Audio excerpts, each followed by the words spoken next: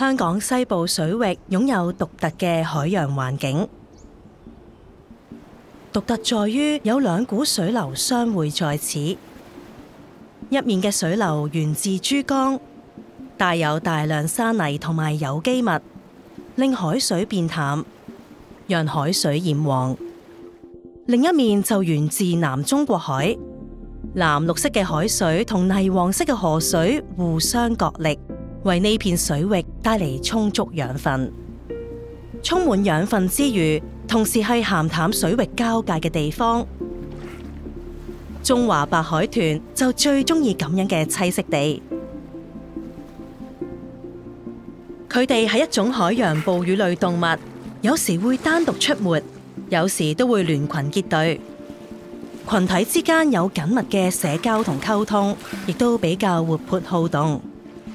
成年嘅中華白海豚會育養幼豚一段時間，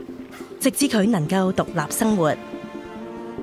香港南部同東部水域同時係另一種海洋哺乳類動物嘅棲息地。江豚全身灰色，但性格害羞，行蹤隱秘，一般比較難以觀察。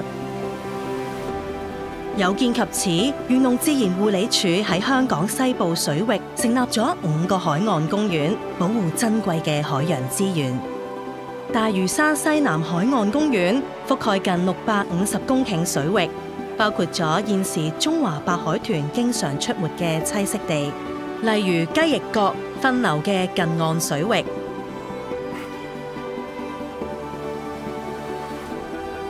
南大嶼海岸公園總海域面積約為2067公頃，覆蓋咗大嶼山南面索罟群島一帶，有中華白海豚同江豚出沒嘅水域。北大嶼海岸公園就係喺2024年成立，係香港第8個兼面積最大嘅海岸公園，覆蓋約2400公頃水域。成立北大嶼海岸公園有重大意義，可以將鄰近沙洲及龍鼓洲海岸公園同埋大小磨刀海岸公園連接起嚟，從而喺北大嶼水域形成總面積約4570公頃嘅相連海洋保護區網絡，為保育海洋生態同漁業資源產生協同效應。此外，北大嶼海岸公園亦毗連廣東珠江口中華白海豚國家級自然保護區，將位於香港同內地嘅海洋保護區連接起嚟，讓中華白海豚可以喺呢啲棲息地之間穿梭往來，得到更好嘅保護。為配合海岸公園用作保育嘅目的，必須監察同有效控制喺海岸公園內進行嘅活動。喺海岸公園內，船隻不得以超過10節嘅速度航行。漁業活動亦都受到管制，只有持有海岸公園捕魚許可證嘅人士，先可以喺指定海岸公園內從事捕魚活動。漁護署肩負起管理海岸公園嘅責任，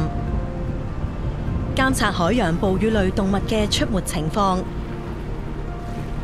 亦會日夜巡視海岸公園內嘅海上活動。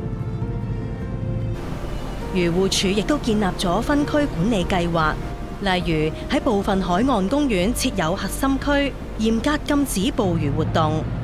如果發現任何人士違反海岸公園條例第476章或其附例，均會採取適當嘅執法行動。市民如參與觀賞本地海豚活動，請遵守觀豚活動守則，唔好觸摸或餵食。假如發現海豚喺船隻前方100米內出沒，應減速或停航。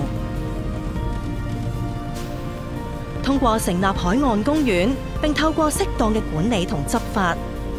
我哋希望能夠有效發揮海岸公園嘅功能，為海洋生物提供優良嘅棲息環境，